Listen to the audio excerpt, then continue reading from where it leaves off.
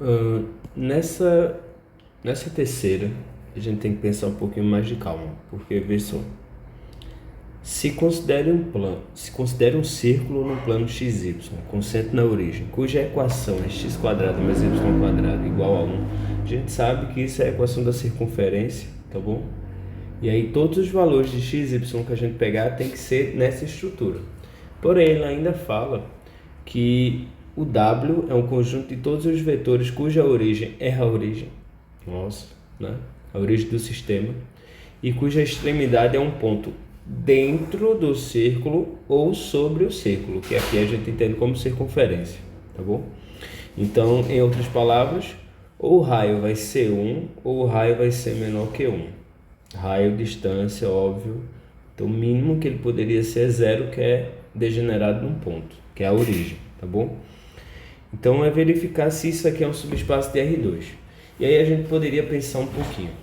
Qual é a estrutura dos vetores, certo? Os vetores do R2 que representam uma região circular, nesse caso, tocando na borda ou tocando na parte interna, com a extremidade.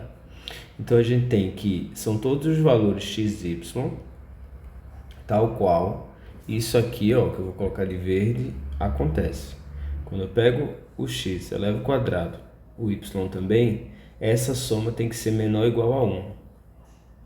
Igual à borda, menor o que está mais interno, entre a origem e a borda, certo? Então, quais são os valores de x e y, ou seja, os elementos do meu espaço, tal qual isso acontece? Se a gente pensar, não pode ser inteiro, né? Ambos inteiros assim, excluindo zero, tá? Vamos excluir da conversa o zero. Pode ser positivo ou os negativos. Se for os negativos, elevado ao quadrado vai ser maior que 1 a soma. Se for positivo, da mesma forma, elevado ao quadrado se torna positivo, continua sendo positivo. Então a gente tem aqui que valores inteiros para x e y não rola, tá? O que a gente tem que pensar aqui são valores racionais. Então é 0, alguma coisa, uma fração, e aí ajuda você a pensar nos senos e cossenos, né? Desses ângulos, que é exatamente uma relação que a gente tem aqui com o círculo. Então, se você pensar que um desses valores, uma dessas componentes é igual a 1, a outra imediatamente tem que ser 0.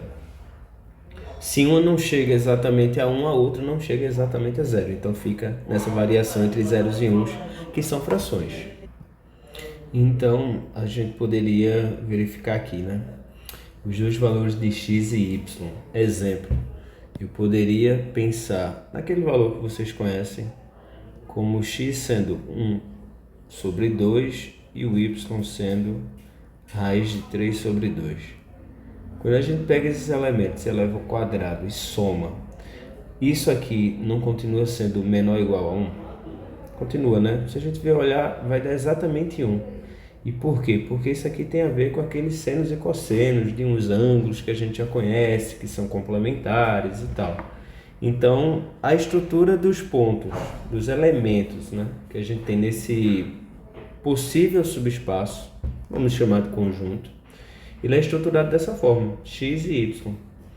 E aí você pensa que, na soma poderia até ser que ainda ficasse um elemento nesse estilo. Não sei se na soma seria menor ou igual a 1 ainda, mas ficaria nesse estilo.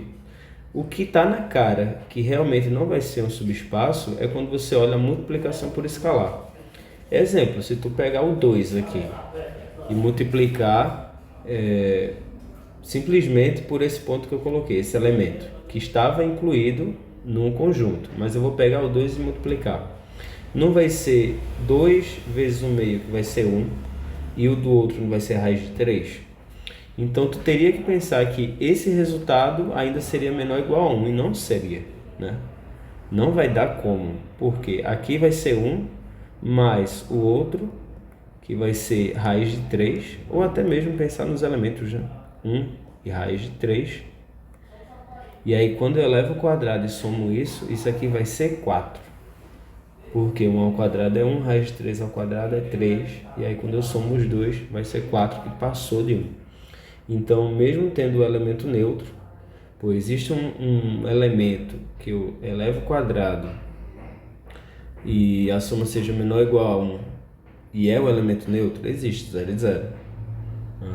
A soma poderia até ser que tivesse alguns elementos da soma, mas a multiplicação por escalar, que é o que salta aos olhos desse seno de 30 e cosseno de 60 que eu coloquei aqui de propósito, né? 1 meio e raiz de 3 sobre 2,